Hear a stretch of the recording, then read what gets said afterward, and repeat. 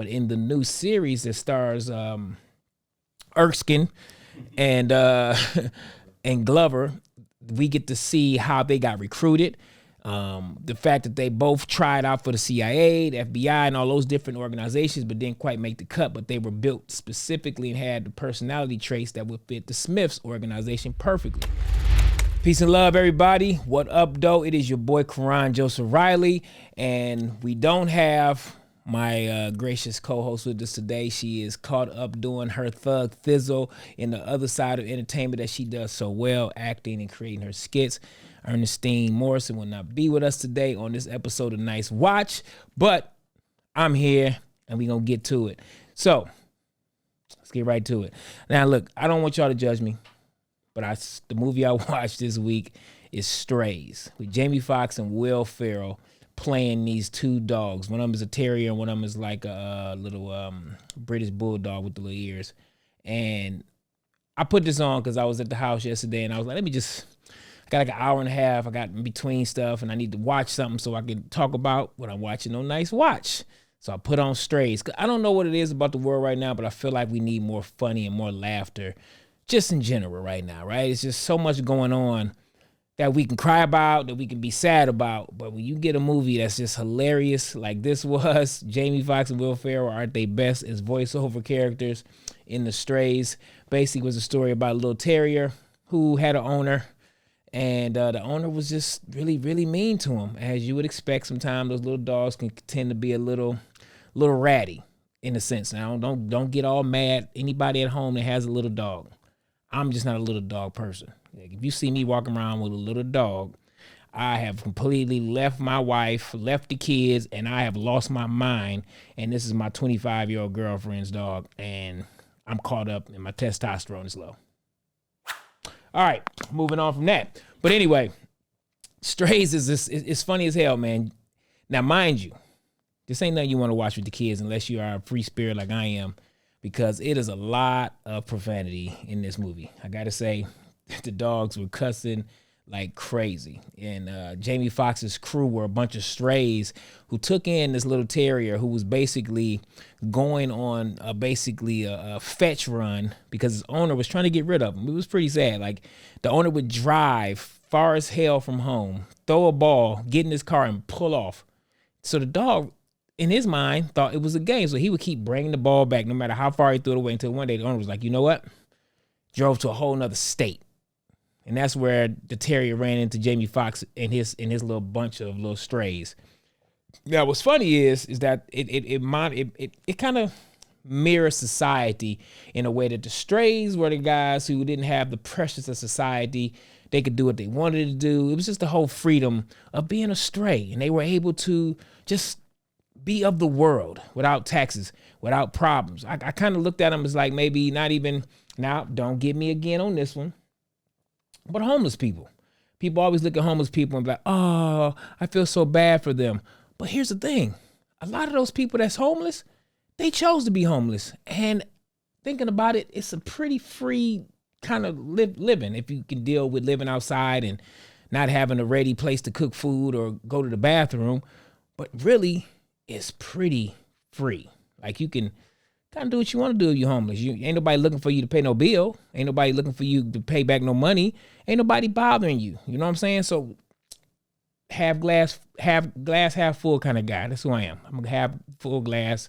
I want everybody to see the positive side and everything. And I had to stop looking at homeless people in a way that, you know, they may be losing because they could be winning. And the people that's home paying bills, paying taxes, and doing all of the rat race stuff, we could be the ones losing. I guess it all comes down to perception. But the perception of this terrier in Strays was all about getting back to his owner until he got with Jamie and his crew of strays. And they kind of made him get woke, in a sense. He kind of realized that his owner really didn't love him, didn't care about him, and this fetch game was really all bad. So they devised a plan to get back to the owner with revenge on their mind. So you got this whole little pack of stray dogs working their way back across state lines to find their way back to this terrier's owner. So in his words, he can exact his revenge. Now, I leave it to what his revenge is going to be for you guys to tune in and check it out. But you got the whole synopsis, the brief overview of what the story is about, and the hilarity that comes with these dogs making this journey back to this owner. I mean, they do drugs, they eat trash, they get arrested by the animal control. It is just a funny movie. And again, it's an adult funny. It's not a kid funny. So don't sit down with your kids this weekend saying, hey, man, I just saw a nice watch. Karan said this is a great, funny movie. Let's watch it. Because then you're going to be like, oh, my God, earmuffs. Earmuffs. I don't know if the kids are over here, but earmuffs, right? So that's that. Nice watch for Strays, starring Jamie Foxx and Will Ferrell. Now, I'm going to do a public service announcement movie that we talked about on here briefly a couple weeks ago. And the movie is Origin by Ava DuVernay.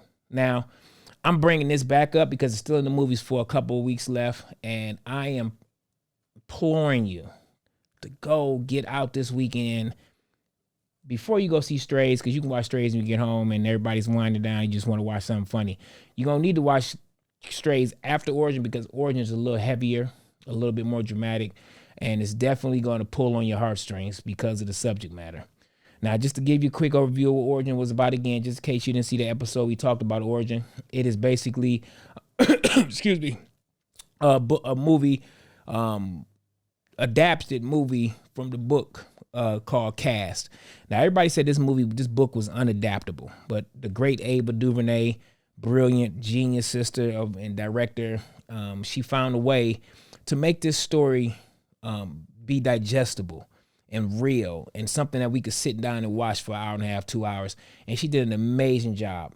Amazing job. This is the kind of movie that actually changes culture. These are the kind of movies that as a producer and an actor, I want to do all the time. And the fact that Ava has pulled this off, us as a community, if you look like us, if you look like anybody, I don't give a damn if you're black, white, yellow, pink, or blue. This movie's for you. Origin is for you. It's for everybody. This is the first movie I've seen in a long time that is actually speaking to everybody across all cultures. And that's why it's so, so powerful, because of the message.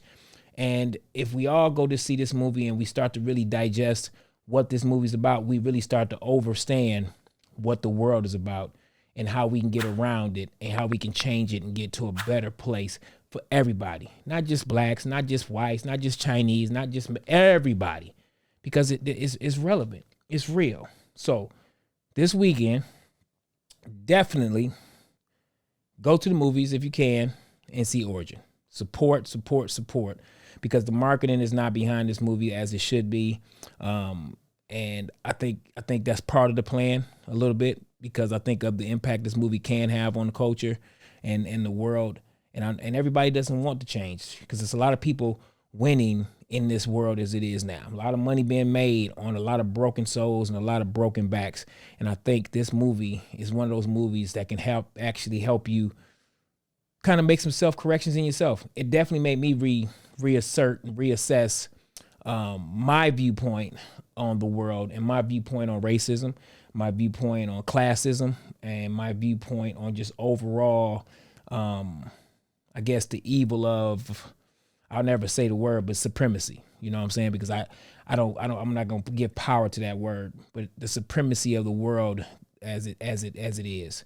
So, Strays, nice watch, hilarious watch, but not NC. What's the word I'm looking for, Reese?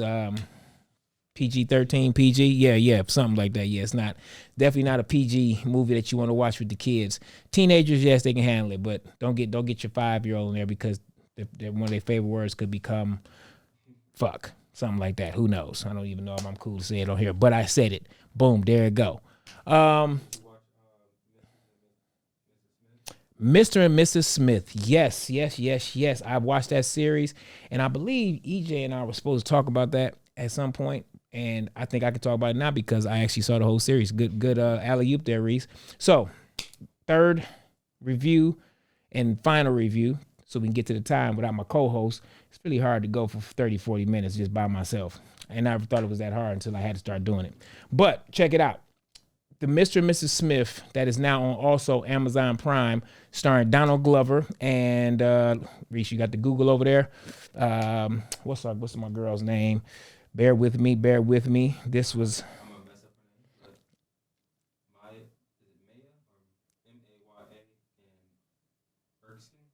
Maya. I think it's gonna Maya. Is you say Maya? Yeah, she's Asian, so it's probably Maya. Oh, Maya. So it's probably Maya. A lot of or Asian folks, they sometimes they assimilate their names and get them. Yeah. So, what was her name again?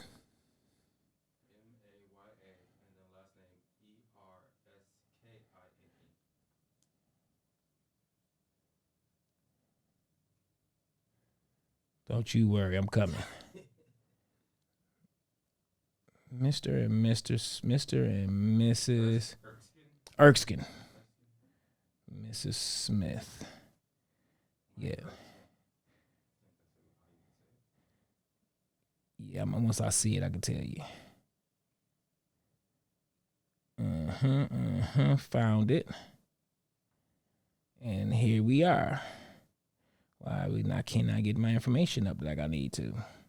All right, so basically, Mr. and Mrs. Smith, if you all are familiar with the movie starring Angelina Jolie and Brad Pitt, film maybe, 15 years ago, that movie was basically a small clip of what this whole Mr. and Mrs. Smith world is about, which was really dope about watching the series for me is because I got to see the backstory of Angelina Jolie and Brad Pitt's character from the movie, because when we found them in the movie, we didn't get all the backstory about their organization they work for. Now, the organization they work for was actually called the Smiths, where they would get random men and women, partner them up as Mr. and Mrs. Smith, John Smith, Jane Smith. And they were basically counterintelligence, super spies, and they basically infiltrated society as a couple and would carry out missions from their couple dome headquarters, right? And when we saw Brad Pitt and Angelina Jolie in the movie, they were unknowing that they both worked for the Smith agency at the time. But in the new series that stars Erskine and and Glover, we get to see how they got recruited. The fact that they both tried out for the CIA, the FBI, and all those different organizations, but didn't quite make the cut. But they were built specifically and had the personality traits that would fit the Smiths organization perfectly.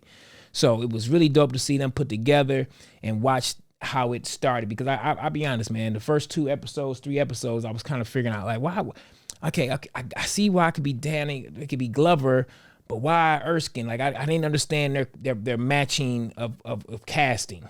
But when it started to make sense, it started to make perfect sense because of their distinct personalities and their distinct different backgrounds. They came together and they actually formed a pretty dope team as Mr. and Mrs. Smith. And just like in the movie, it got to a head and they ended up having to go battle each other at some point. But I'll leave the ending to that to you as well. It's an 8, I think it's 10 episodes. Nope. 8 episodes, so you can pretty much binge it over the weekend if you really have nothing else to do. If I'm in a binge mode, I like to do 2 or 3 episodes and then, find something to do and get some other stuff done. But if you want to knock it out in a weekend, you can. Each episode is roughly about an hour long, 45 minutes to an hour long. They stay within that pocket. Some are like 45, some are 48. I think the first episode may be 60 minutes, the pilot, but after that, they stay in that quick pocket. The episodes move fast. Throughout the whole season, you'll see little flashbacks from different missions, very similar to the movie. You remember in the movie, they were sitting in the counseling department, in the counselor's office, and they would tell different stories. And this is how we got into the actual movie and how it worked. Very much the same way with the series. Of course, we got to see them actually meet the therapist because they actually became a couple in the movie. In the show, the series, and they fell in love. So now they're going to couples therapy as a real couple, but they can't tell the therapist exactly what they do because they might be talking about a mission and they can't give any details. So they got to talk around the mission, just like Brad Pitt and Angelina Jolie did. Me personally, I started watching the movie again after I watched the series just so I can get a better feel for it. And if you remember the movie, Brad Pitt, Angelina Jolie, Vince Vaughn, Kerry Washington, it was a star-studded cast. Vince Vaughn was hilarious. Brad Pitt was charming as normal. Angelina Jolie was beautiful and effective as her role. Kerry Washington, of course, gorgeous, on point. And this series lived up to the movie, and I would dare to say took it another level and did an amazing job. So cheers to Donald Glover and Maya Erskine. You guys did a great job on this series. I'm looking forward to season 2. It looks like it's set up for season 2, so I'm looking forward to seeing that. Hopefully you guys get to go back to work and shoot another exciting season of Mr. and Mrs. Smith, because it has a lot of legs. It has a lot of room in there for story. Even in this series, we got to meet another Smith couple, which was cool, right? Which gave me another insight on the Smiths world. And I love the way they did that in the series, because in the series it's more long form storytelling, so you can get deeper into the story. In a movie, you got 90 minutes to 2 hours, and you got to condense the story. So it's a lot harder to make a movie and put it all in there versus do a 8 to 10 episode season, because now you got literally 10 hours to tell a story that you basically told in 2 hours. Cinematography on the series was great. They shot it well. You can tell it was a budget behind it. It looks like each episode probably was around $1 million an episode, maybe more, give or take. Definitely $1 million and up, though. I mean, just from the locations, the sets, the stunts, and the explosions, it's had to be $1 million over per episode. So if I'm looking at this total overall project, it probably ran $30 million to do it. So it's a good investment. And I know Donald Glover is a producer on it as well. I don't know if Maya's a producer, but I know Donald has his hands in that production area. So kudos to you, sir, for that part of it. And in a quick review, The Strays, Mr. and Mrs. Smith, and get out and see Origin. Do Origin not for yourself, but for if you have kids, if you have siblings, if you have friends, and of course you have one of those if you're a human being. I think this is a movie that you can go see, and you can really spark a great dinner party conversation based on this movie. And I think as you become a real adult, you should be able to have great conversations at a dinner party. And this is one of those movies that you can definitely start a great conversation on. Strays, not so much. I mean, depending on what kind of dinner party you're at. But Mr. and Mrs. Smith is also another nice watch. So 3 nice watches this week that you can tune into, you can get to. I want you guys to hit us in the chats. Let us know exactly which one of these 3 you had a chance to look at next week when we tune in. And let us know what you thought, and tell us if we on point with some of the stuff we talking about. Tell me if you guys have started to look at some of the cinematography. Are you listening for sound? Are you paying attention to the sets? Are you paying attention to the soundtrack? Are there themes in the things that you're watching? Are you starting to watch TV and movies, TVs and film with a different eye by watching our podcast? Because we talk about it in different levels of craftsmanship. If we talk about the cinematography, the directing, performance, of course. The performance for all of these movies was above board, top-notch performances for everybody. There is no bad watches this week, not even a so-so watch this week. These are all nice watches, and I implore you, if you're looking to be entertained this weekend, tune in to any one of these 3. Get your butts out and go see Origin. Support our sister Ava. Support Andrew Ellis and the cast of that movie Origin, because it's a story that needs to be seen and told, and we all need to see it. I think that's gonna be it for us this week. How long? That's 20 minutes. I don't even know. We need to throw some commercials or something in here, Reese. You got any questions on any of these, Reese, that I can answer for you?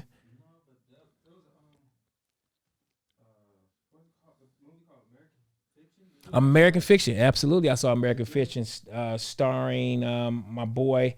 Don't even do it to me right now. I got so many in my head. I got it. Don't worry, it's coming. Jeffrey Wright.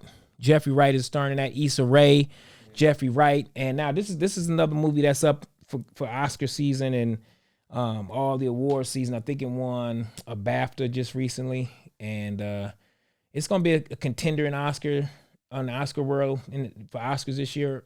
And I don't think it's gonna win just because there's so many good movies in the Oscar run this year. But it's definitely another movie worth the hour and 45 minutes that it would take from your life to watch. American Fiction is a movie based on author who Jeffrey Wright plays. He's a book author, and he's written a couple bestsellers, but now he's at a point in his life where his book's not really moving and selling anymore because I guess the world has changed. Issa Rae's character on the flip side has written a book that is completely not like a literature masterpiece. It's basically written in Ebonics, and it's basically, so let's just I'm gonna make it really plain. Jeffrey Wright makes movies like The Godfather and Boys in the Hood, Schindler's, some movies that have a message, and books who have a message, and books that can hold up against time. Issa Rae's character makes reality TV books all over the place, completely raw and guttural, and those books are selling like crazy. So Jeffrey Wright's publisher and his agent was like, look, man, we got to do something. So Jeffrey Wright basically just wrote from his most blackest, darkest, hoodest place he can write, and basically created a new character for himself in writing this book, because he just went straight hood, straight ghetto with it, man. And the book became a hit, right?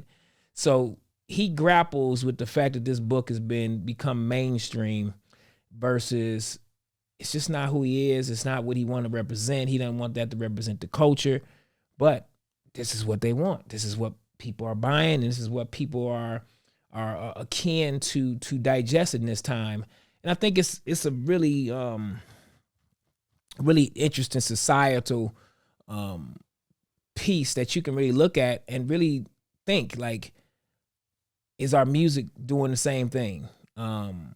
Is what we're seeing on TV in our culture doing the same thing? Is it trying to dumb us down even more? Is it trying to subliminally give us messages to, I guess, in the shorter way of saying it, is this stuff designed to bring us down as opposed to raise us up? And I think this movie is about that, basically, art versus strategic vibration lowering, I guess. I think I just came up with that, vibration lowering, because in Jeffrey's mind, his character's mind, books like this hurt our culture more than anything. And in Issa Rae's mind, it wasn't necessarily that she's seeing it that way, but she was also saying, look, our stories are our stories. We have a very diverse palette in our community. So yes, there are people who write like you and the people who tell stories like you, but there's also people like me who speak like me, who tell stories like me. So it's not necessarily showing a bad light on our culture, but it's giving a voice to a part of our culture who usually doesn't get a voice. So in that aspect, I could understand both of those characters' objectives and why they existed in the world of this story. But in a broader sense, it makes you have to question, really, what is the media doing to us nowadays? What is rap music saying to the youth nowadays? It's definitely different from the time I came up. I promise you that. It's definitely different. And we have to ask ourselves, what's really going on? Because if you look at American Fiction, if you look at Origin, you look at these kind of movies, you start to understand that there is an objective. There is an objective, and the objective means us no good.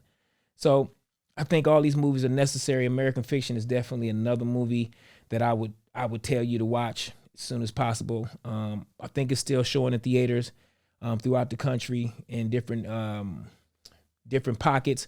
So if you get a chance to check it out on the big screen, it'd be great. Oh, Michael, what's my boy's name? Played his brother. Brilliant. He got a lot of awards for it this year too. Sterling K. Sterling K plays Jeffrey Wright's brother. Basically, came out of the closet as an adult, He's a very relatively successful man in the movie. And he is hilarious. He is pretty much the guy who comes in, and his role is to be the levity throughout the movie, because everything else is, oh my God, oh my God, oh my God. Then he comes in with the punchlines and the are you serious right now? Energy. And I think the movie is well done. The movie was well shot. Performance-wise, was amazing. You heard the names: Jeffrey Wright, Issa Rae, Sterling K. I mean, how can you go wrong? I guarantee I'm missing about 4 or 5 other amazing. Oh, Erica, my girl Erica was in it. What's Erica's last name? I know people so many about first names now. I don't even call you last names. Like, Jamie and I've been on first name basis for years. I'm not gonna say Jamie Foxx, but I know Jamie, so it's like Jamie. I won't forget Jamie Foxx, of course. Erica Alexander. Jesus, thank you, memory. Erica Alexander from, you probably know her from her Living Single Days, but she is a powerhouse as an actress as well. She is one of the sisters in this business that I have ultimate respect for her body of work, her spirit, and her intention on why she's an artist and who she's representing when she performs and works and does things. And really proud of her.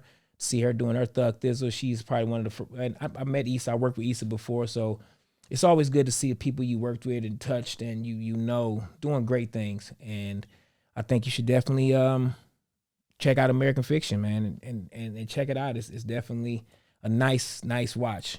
So 4 nice watches now. I feel like Count Chocolate on Sesame Street. That's 1 nice chocolate. Nice watch. 2 nice watches. This is why we can't keep going without a co-host, because then I just get crazy and start doing Count Dracula off of Sesame Street. But let's wrap it up. You guys got your marching orders for the weekend. Happy Friday. Again, we thank you for all your support. Put in the chats. Let us know what we can do better. Let us know if you got some movies you want us to review. We can watch them, and we can watch them. And stay tuned, because EJ and I will be going around soon doing these live movie reviews at some premieres coming up this season. So it's gonna be a fun year for us at Nice Watch. We hope you guys stay with us. And if this is your first time tuning in, hit that subscribe button. Get into subscribing, and also check us out on our own YouTube page now, Nice Watch. And of course, it's still under the Social Proof Network. Our great champion CEO and King David Shands is the proprietor and the visionary behind the Social Proof Network. And we are thankful for each and every one of you guys' eyeballs every time you pull up. And we are thankful for you guys' input. So until next week, this has been another episode of Nice Watch. I'm Karon Joseph Riley, and I implore you to keep peddling.